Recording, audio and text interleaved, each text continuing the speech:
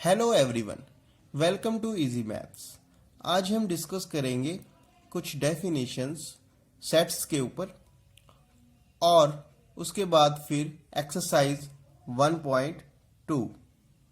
तो जैसे हमारे पास फर्स्ट डेफिनेशन है the empty set. Empty set क्या होता है? A set which does not contain any element is called the empty set or null set or the void set denoted by symbol phi और phi भी बोलते हैं इसको। ठीक है, इसको हम जो है PHI phi सिंबल, ठीक है। और ये हमारी ब्रैकेट्स, उसके अंदर कुछ नहीं लिखना, ऐसे भी हम इसको लिख सकते हैं। ठीक होगी बात। मतलब एम्प्टी सेट कौन सा सेट होगा? ऐसा सेट जिसके अंदर कोई भी एलिमेंट ना हो।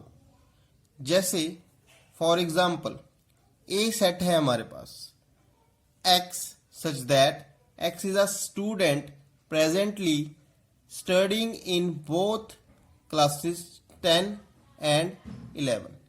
मतलब ए सेट में कैसे एलिमेंट्स हैं? वो स्टूडेंट्स हैं जो 10th और 11th क्लास में पढ़ रहे हैं।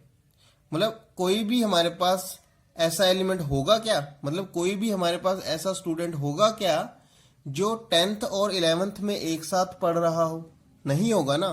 तो इसका मतलब डेफिनेटली ये ए सेट जो है उसको हम एम्प्टी सेट बोलेंगे और उसको ऐसे भी लिख सकते हैं, दिस सिंबल फाई, या फिर ऐसे सिर्फ ब्रैकेट्स लगा देंगे, अंदर कुछ भी नहीं लिखेंगे। अब हमारे पास जैसे सेकंड एग्जांपल है, ए सेट है x such that X is greater than 1 and less then 2। X is a natural number. मतलब एक्स ऐसा नेचुरल नंबर है जो 1 और 2 के बिटवीन आ रहा है। ठीक है, बट हमें पता है 1 और 2 के बिटवीन तो कोई भी नेचुरल नंबर नहीं होता।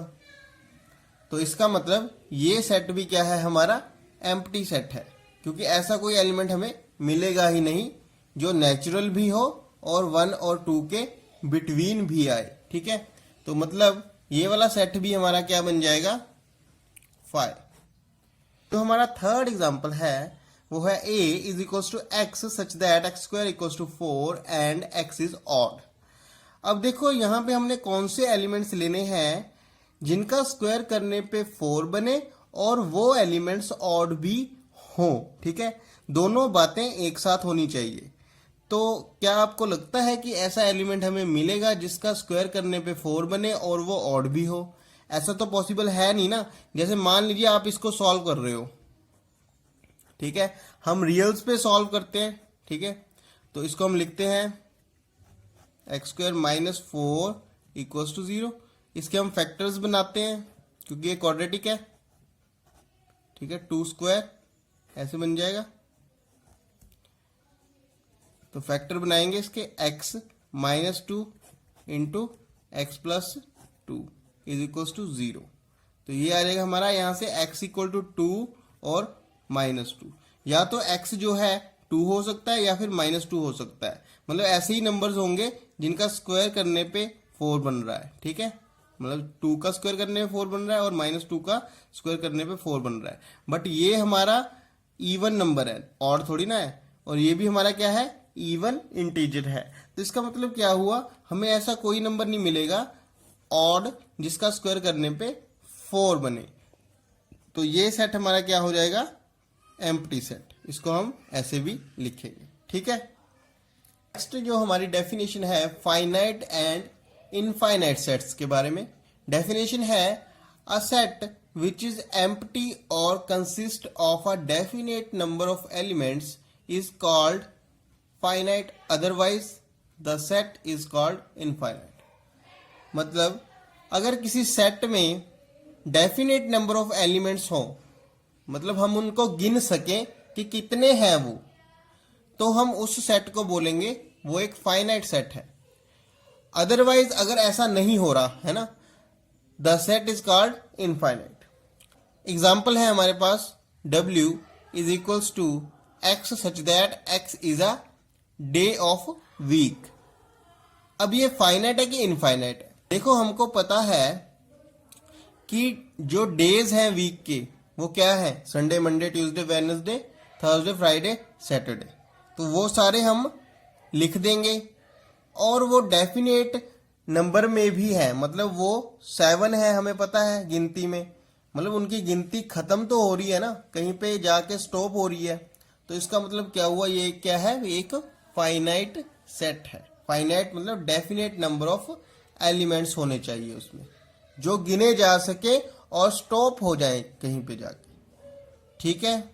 ऐसे ही फिर हमारे पास आता है S set x such that x square is equals to -3 x belongs to R, ठीक है। अब ये जो सेट है हमारे पास, ये क्या है हमारा, देखो एक्स रियल नंबर है और उसका स्क्वायर करने पे -3, तो ऐसा कोई हमें एलिमेंट नहीं मिलेगा जो रियल भी हो और उसका स्क्वायर करने पे नेगेटिव नंबर भी मिल रहा हो, ठीक है। तो इसका मतलब क्या हुआ, ये जो सेट है हमारा ये एक एम्प्टी सेट है। बट हमें डेफिनेशन से क्लियर है कि कोई भी सेट अगर एम्प्टी है या फिर उसमें डेफिनेट नंबर ऑफ एलिमेंट्स हैं तो उसको हम फाइनाइट सेट बोलेंगे। अब ये एम्प्टी आ गया है तो इसका मतलब क्या होगा, ये एक फाइनाइट सेट होगा। ऊपर वाला भी हमारा क्या था, फाइनाइट सेट, ठीक है। तो नेक्स्ट है हमारे पास जैसे third part, G is equals to this. यहाँ पे हमारे पास कोऑर्डिनेट्स हैं x y is a point on line x plus y is equals to 1। X y क्या है, पॉइंट्स हैं ऑन लाइन दिस, ठीक है। हमें पता है ये वाली लाइन जैसे हम 2D में ड्रॉ करते हैं ना, ऐसे करके ये ऐसी लाइन बनती है और इस लाइन में देखो कितने सारे पॉइंट्स हैं, इनफाइनाइट नंबर ऑफ पॉइंट्स हैं, इसलिए ये क्या है, एक इनफाइनाइट सेट है, ठीक है जी, क्लियर। नेक्स्ट है हमारे पास और इनफाइनाइट सेट्स की क्या एग्जांपल्स हो सकती हैं, जैसे सेट ऑफ नेचुरल नंबर्स, हमें पता है 1 2 3 4 ये चलता ही रहता है, रुकता नहीं कहीं पे, मतलब डेफिनेट नंबर ऑफ एलिमेंट्स नहीं है कि कहीं पे रुक रहे हैं, ठीक है। तो ऐसे ही हमारे पास W set of whole numbers, ठीक है, Z set of integers, complex numbers का सेट, रियल नंबर्स का सेट, ये सारे क्या है, इनफाइनाइट सेट है क्योंकि इसमें इनफाइनाइट नंबर ऑफ एलिमेंट्स हैं, कोई ऐसे नहीं है कि भी इसमें कहीं पे जाके स्टॉप हो रहे हैं एलिमेंट्स, है ना, गिनते गिनते स्टॉप हो रहे हैं एलिमेंट्स कि डेफिनेट नंबर, जैसे मान लो कि भी करोड़ एलिमेंट्स हैं, लाख एलिमेंट्स हैं, ठीक है, ऐसा नहीं है, इसमें कहीं पे भी जाके रुक नहीं रहे, ये चलते ही जा रहे हैं, इसलिए क्या है, ये इनफाइनाइट सेट है। Next definition is equal sets. Equal sets हम किसको बोलेंगे, two sets A and B are said to be equal if they have exactly the same elements and we write A equals to B. Otherwise, the sets are said to be unequal and we write A is not equal to B. मतलब कोई भी दो sets को हम equal कब बोलेंगे, जब वो बिल्कुल सेम हो, मतलब same number of elements and बिल्कुल एग्जैक्टली सेम ही एलिमेंट्स हो, मतलब दिखने में भी सेम, ठीक है, और गिनने में भी सेम, ऐसा। और अगर ऐसा नहीं है तो क्या होगा, वो अनइक्वल सेट होगा और इसको लिखेंगे कैसे, ऐसे। इक्वल सेट को A इक्वल्स टू B ऐसे लिखेंगे, ठीक है। तो जैसे एग्जांपल है A equals to singleton set 0। Singleton set क्या, जिसमें एक ही एलिमेंट हो, उसको हम सिंगलटन सेट बोलते हैं, ठीक है, सिंगलटन, इसको हम सिंगलटन बोलते हैं, ठीक है, सिंगलटन सेट है ये, ठीक है। ऐसे ही हमारे पास बी सेट जो है x such that x greater then 15 and x less than 5, ठीक है। अब देखो बी सेट कौन सा है, जिसमें एक्स जो है ग्रेटर देन 15 है और एक्स जो है साथ में ही लेस देन 5, ऐसा तो कोई एलिमेंट नहीं मिलेगा हमें, ठीक है। तो ये क्या है, हमारा एक एम्प्टी सेट है। अब एम्प्टी सेट और ये वाला सेट दोनों इक्वल नहीं है, क्योंकि इसमें तो कोई भी एलिमेंट नहीं है, बट इसमें एक एलिमेंट है 0।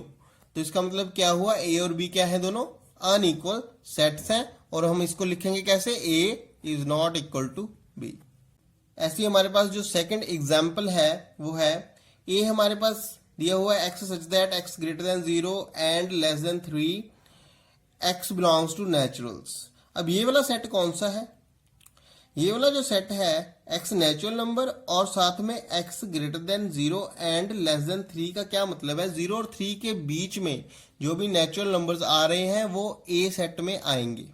तो ये सेट हमारे पास क्या बन रहा है रोस्टर फॉर्म में, 1 2 1 2, और बी सेट हमारा क्या है 1 2। तो यहाँ पे क्लियरली दिख रहा है कि दोनों क्या है, सेम है। तो इसका मतलब क्या है, ये क्या है, इक्वल सेट्स है। ठीक है, तो ये था हमारा बेसिक डेफिनेशन फॉर एक्सरसाइज 1.2 के लिए। ये जरूरी था करना। हमारे साथ बने रहने के लिए प्रेस करिए सब्सक्राइब बटन और प्रेस करिए बेल आइकन को, ताकि कोई भी लेटेस्ट जो है वीडियो छूटे ना, और कुछ भी हम जब डालते हैं अपने चैनल में तो आपको नोटिफिकेशन मिल जाए।